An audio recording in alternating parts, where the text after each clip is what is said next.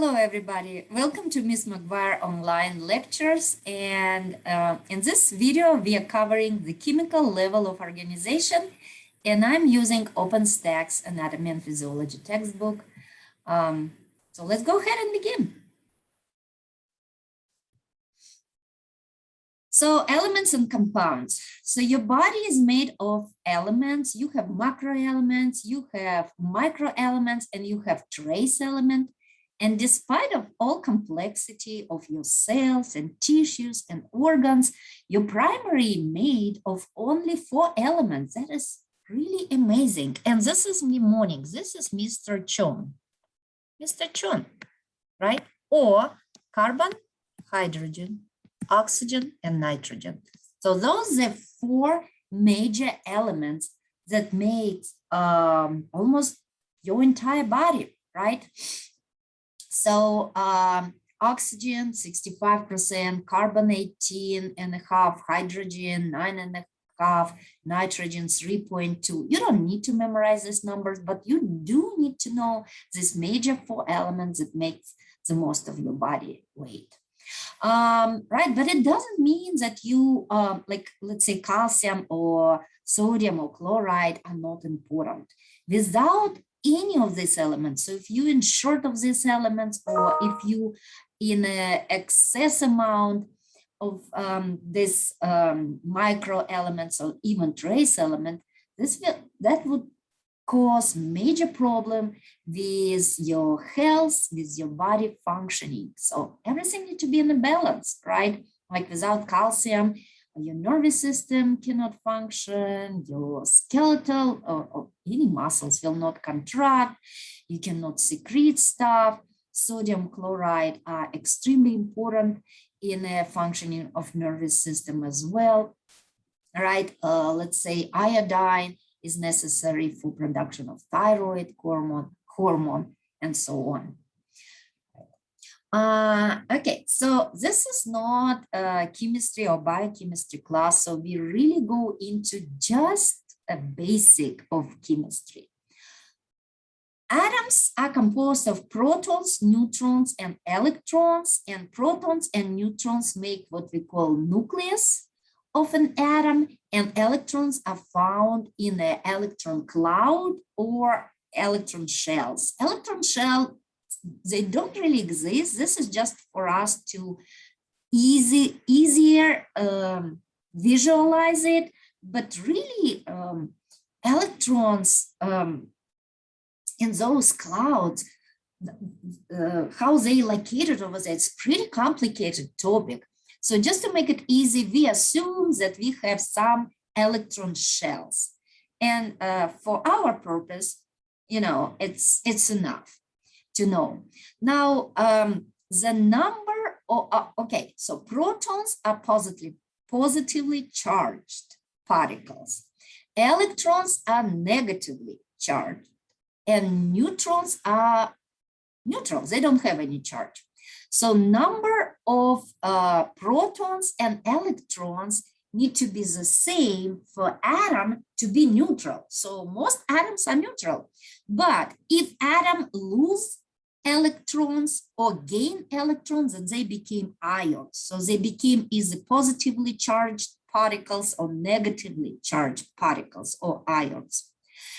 Now, also number of protons is extremely important because this determines what type of atom is that. So if it's hydrogen, we always have 1 proton. If it's helium, we always have 2 protons. So number of protons, we call also determine atomic number. So atomic number is the number of protons and it's constant. Number of neutrons can vary.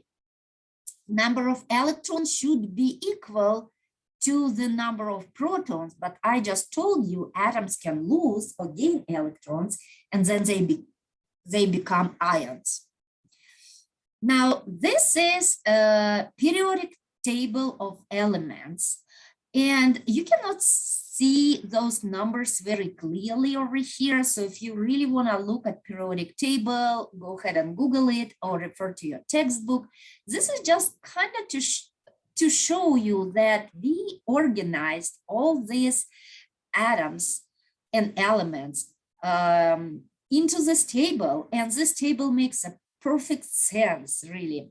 Like every single atom has atomic number, then it has atomic mass. They occupy precise space in this table of elements, right? So 92 elements found in nature, but actually we have way more. If you look here, you see number 118. So we have at least 118 elements. So the rest of the elements was experimentally discovered, and it tells us that we understand the properties. We can predict the existence of element even if it's not found in nature. And many of these elements are very unstable, and they can only exist inside laboratory settings. Only in labs, scientists have these elements for a couple seconds and then they decay. But based on now our knowledge, right, we know they should exist. I don't know, I wonder if they can exist on a different planet or not, or in a different universe. I need to do this research. That's just interesting. Now, what are isotopes? Isotopes are elements or atoms, I would say atoms, with the same number of protons, but different number of neutrons. And because they have different number of neutrons, they have different atomic mass. Like if you take hydrogen, to be hydrogen, it must have one proton. So one proton, it's a hydrogen. But now, how many neutrons we have? This one has none. So the atomic mass is 1. This one has one neutron and one proton, right? One proton, one neutron. So atomic mass is 2. This one has, one proton, 2 neutrons, so atomic mass is 3, right? So that's how isotopes differ from each other. So it's actually the same atom, the same element, atom of the same element, but the different number of neutrons.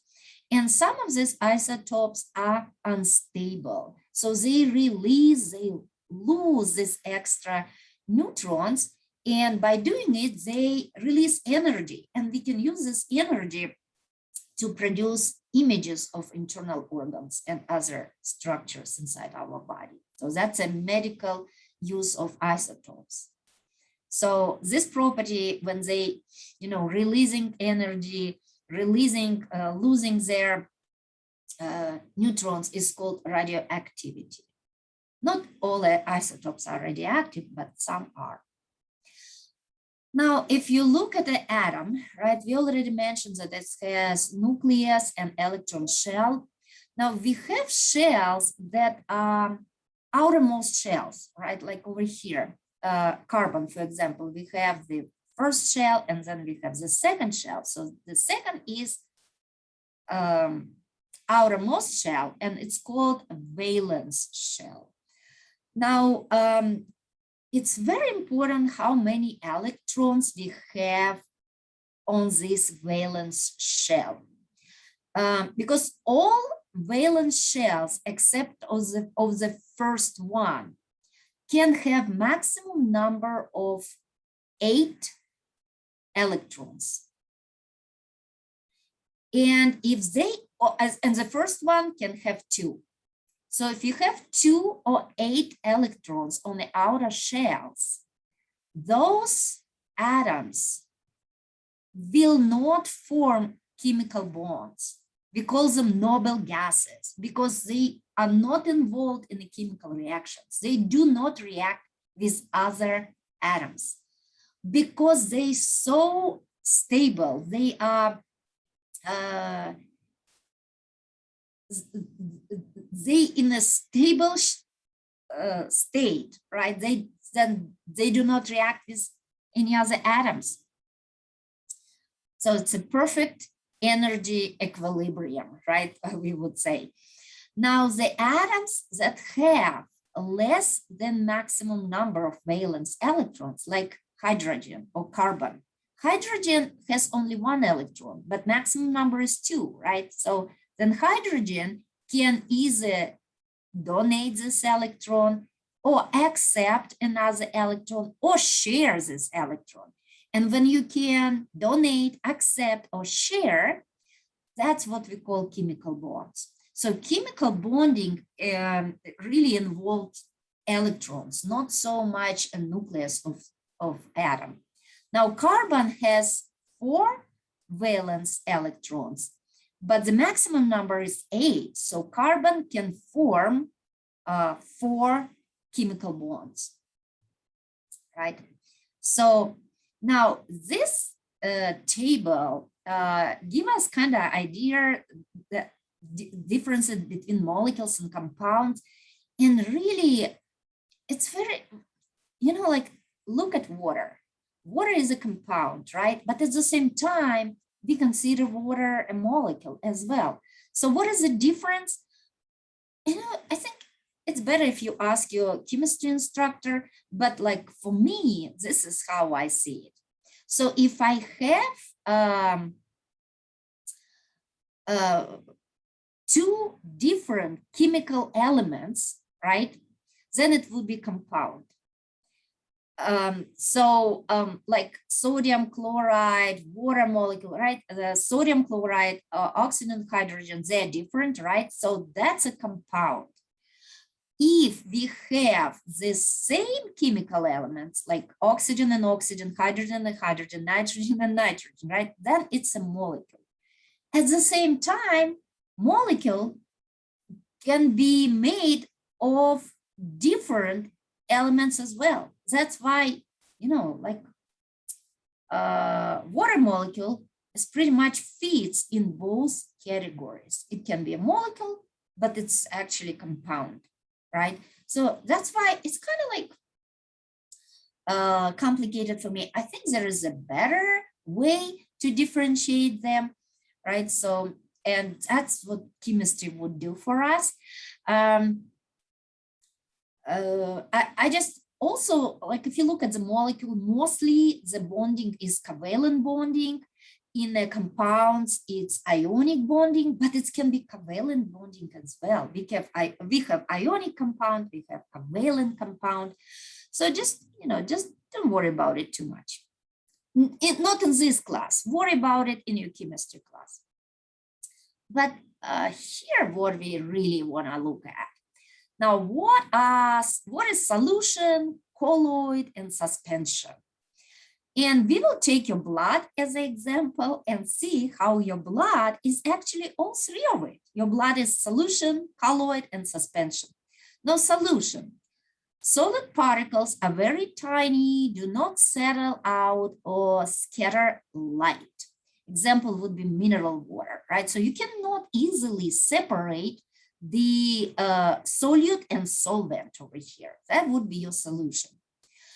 Colloid is solid particles are larger than in the solution and scatter light, but they still do not settle out. Example would be gelatin. Suspension is solid particles are very large, they settle out and may scatter light. Example, they give you blood. However, I just mentioned that blood has all 3 of them. If you take plasma and sodium and chloride ions, for example, dissolved in the plasma, that will be solution. If you take plasma and proteins within plasma, then it will be colloid. If you take plasma and blood cells, then it's going to be suspension, right? So you're pretty much looking at the how big those particles of solute are, and can you separate them through filtration, for example? Do they settle out? Do they scatter light or not?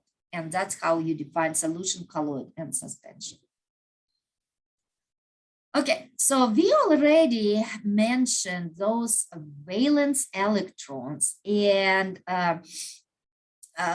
we said that when atoms form chemical bonds, then they do it by either sharing their electrons on a valent shell or by losing or accepting electrons. So let's look at example of ionic bonding. So we have sodium and chlorine atoms. Now sodium has one valence electron. So sodium really would be more stable if it loses this electron. Chlorine at the same time has 7 valence electrons. So chlorine atom would be stable, enter this more stable energy state if it has extra electron. And this is what's gonna happen. So sodium are losing this electron, and when you lose electron, you became positively charged. We call it cation, positively charged ion.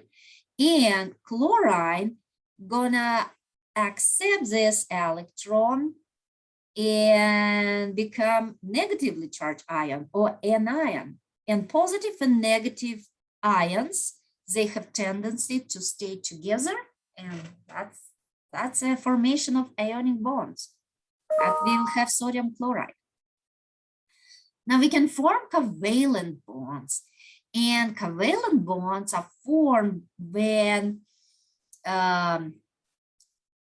atoms have the same or similar electronegativity. So they pretty much kind of equal. So one is not gonna donate electron to another one, right? Because attraction to this electron is equals from both atoms, like hydrogen ions, right? Let's say this hydrogen has 1 and this hydrogen has 1 electron only. So there is no point for this hydrogen lose this, very last electron. So what they're gonna do, they're gonna share those electrons. And then those electrons gonna kind of, don't even say orbiting, because they're not orbiting anymore. They're just gonna spend their life kind of around both atoms, both hydrogen atoms. So here, kind of two hydrogens share these 2 electrons. So now this one is stable, has 2, and this one is stable, has 2. This is a single covalent bond. Then we have double covalent bond, like in carbon dioxide molecule example, when carbon shares 2 electrons with 1 oxygen atom and 2 electrons with another oxygen atom, or it can be triple covalent bond, like a nitrogen molecule, when 2 nitrogen atoms share 3 electrons with each other. Now, also when you look at the type of covalent bonds, they can be polar and non-polar. So let's look at non-polar first. Non-polar means that the electrons spend their time around both atoms equally, right? So they kind of like in this cloud, and and they just equally distributed between 2 atoms. When we have polar bond, like in the example of a water molecule, oxygen is more electronegative atom. So it attracts electrons more than hydrogen. So electrons gonna spend most of its time around oxygen and a little bit around this hydrogen, those shared electrons. And that's why in a water molecule, like water molecule is neutral, right? But it has polar ends. So oxygen gonna be slightly more negative, right? And hydrogen gonna be slightly more positive. Yeah, I don't know why it says minus here, but oxygen attracts all these electrons, right? And hydrogen kind of donate those electrons to oxygen, and water molecule became a polar molecule, right? Now, coordinate bond, we don't worry about it, right? This is when one atom shares both electrons with another one. So that's just We don't need to know it, but this polar property of water molecule will be very important in our future lectures.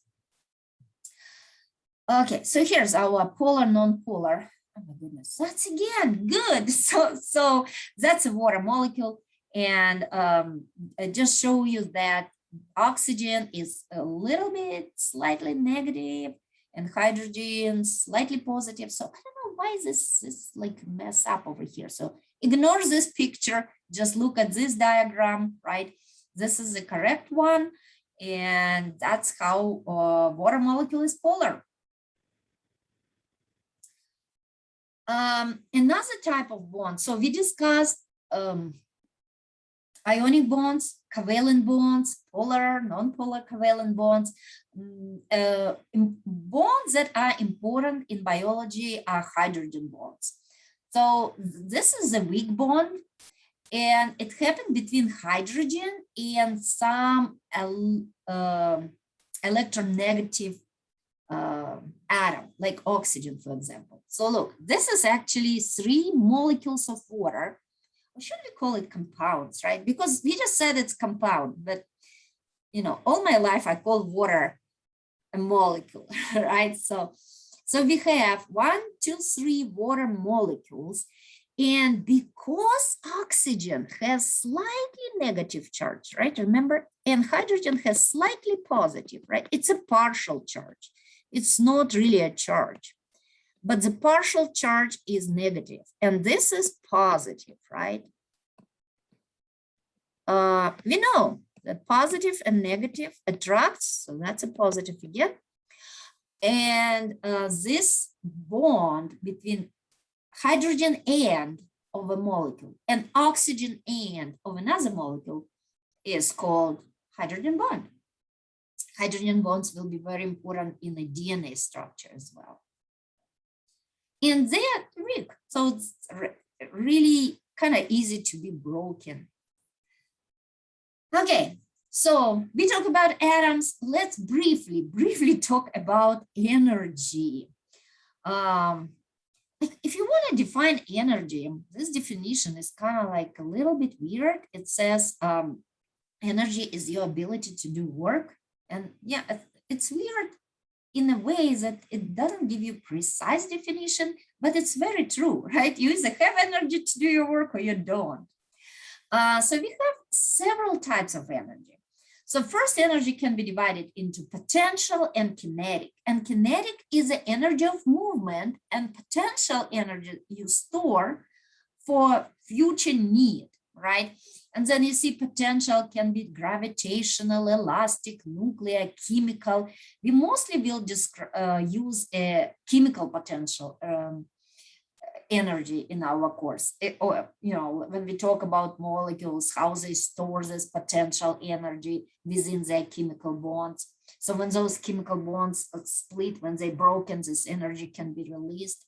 Kinetic energy can be mechanical, just energy of movement. It can be thermal, radiant, electrical. Sound is a type of energy, kinetic energy, right?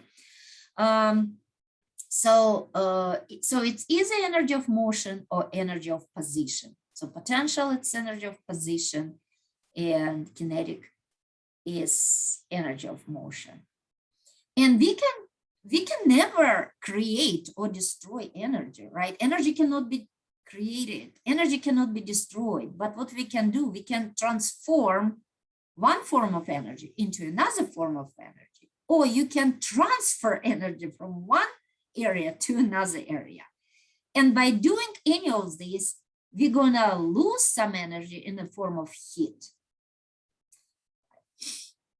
Okay, chemical reactions include reactants and products. Usually reactants kind of on the, like on the left side of the equation, and products on the right side.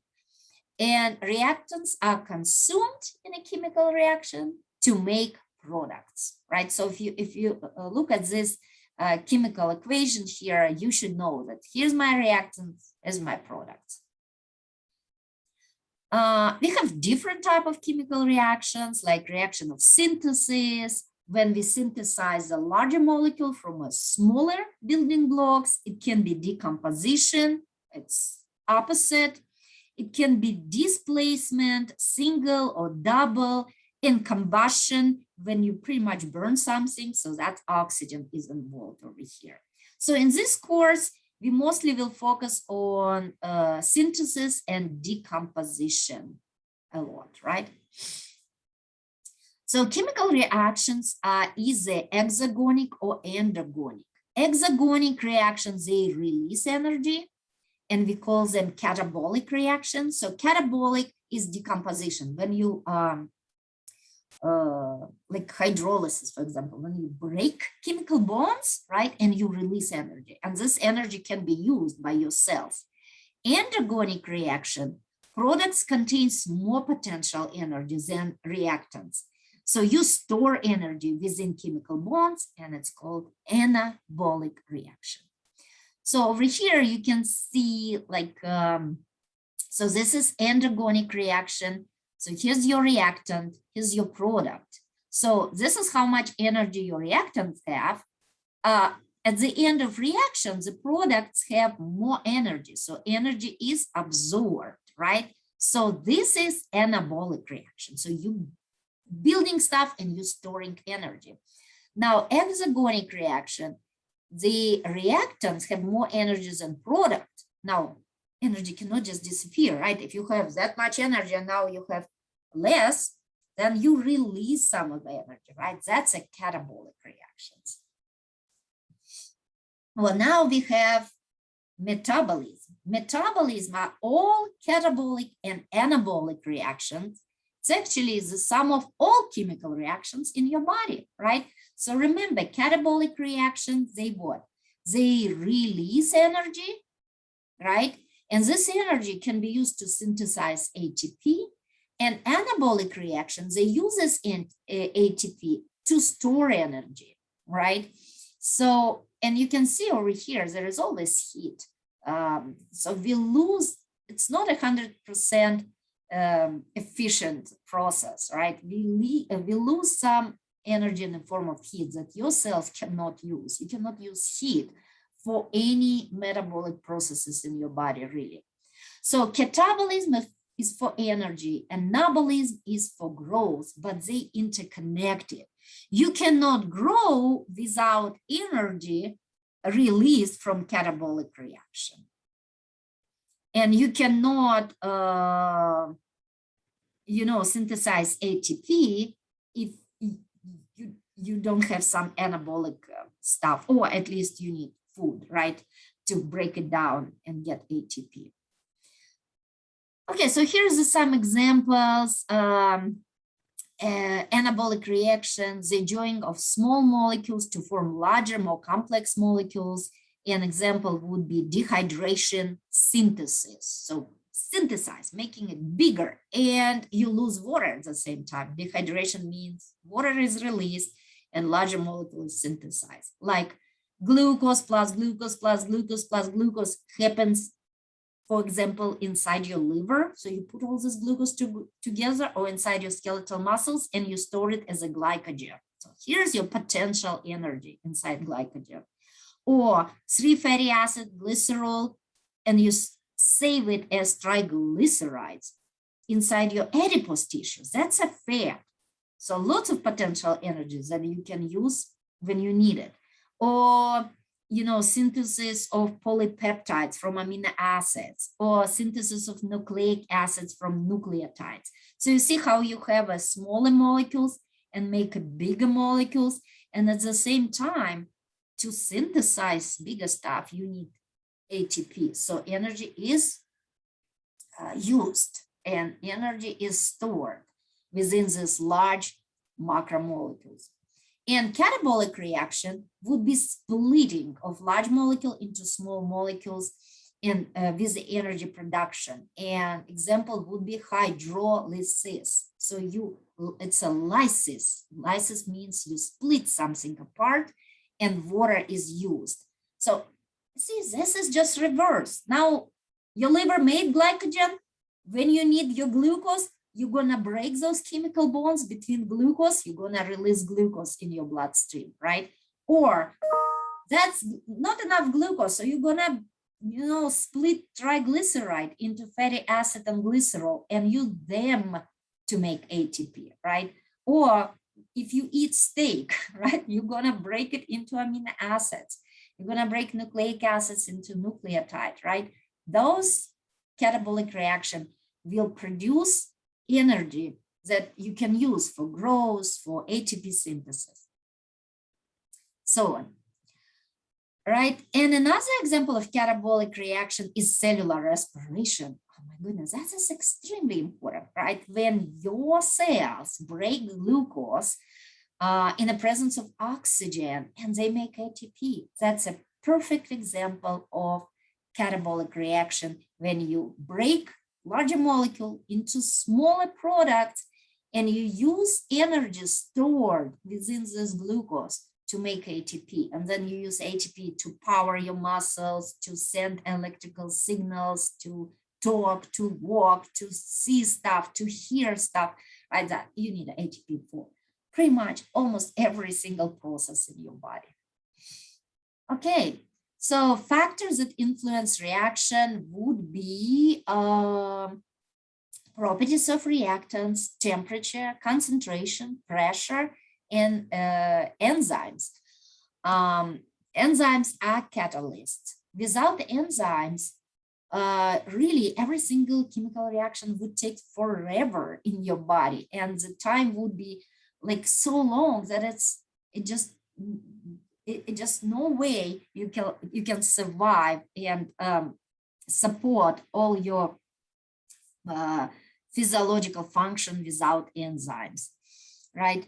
And what enzymes do, they lower the activation energy. So, for example, you have two reactants and you need to synthesize a product. So you need to connect those reactants, form the chemical bonds in between. So you need to invest some energy to do it.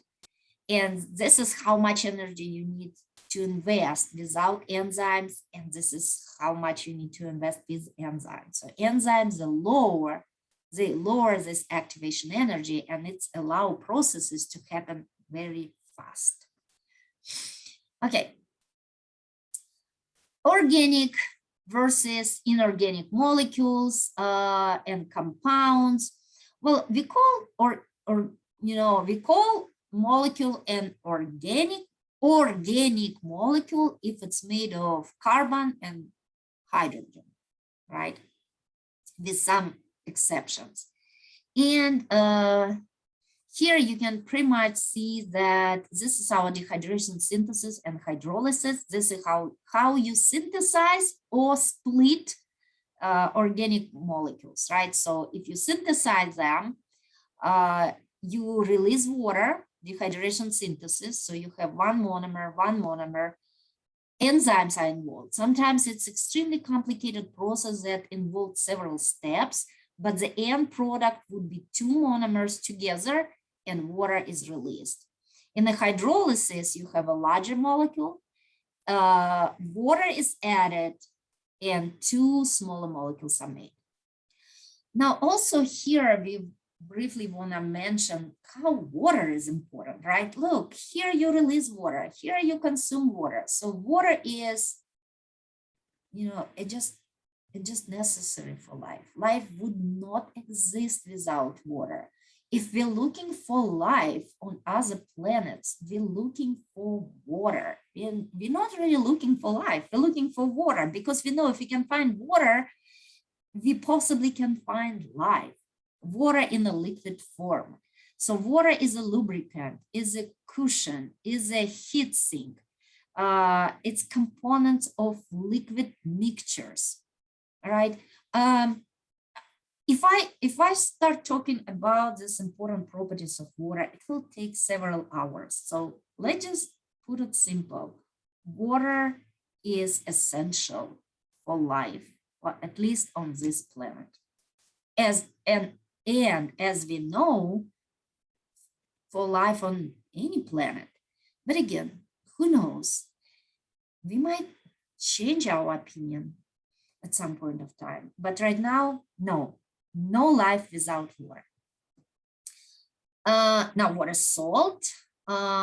Salt is the compound right over here that dissociate into ions when it's in a watery solution.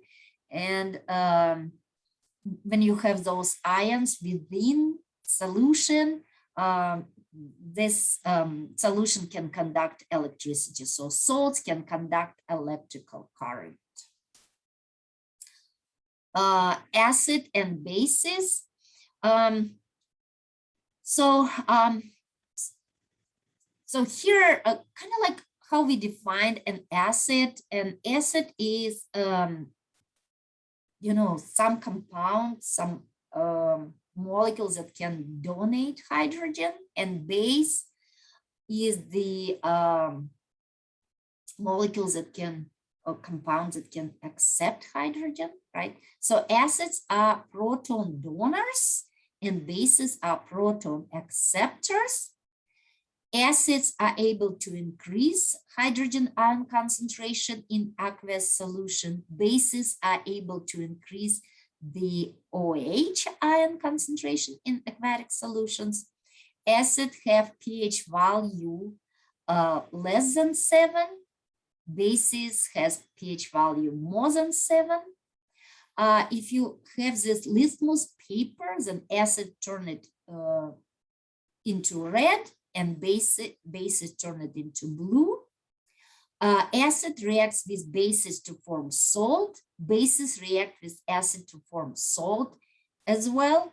And acid tastes sour and bases taste soapy, that we're not gonna taste them, right? So we just kind of like, we need to know the difference between acids and bases.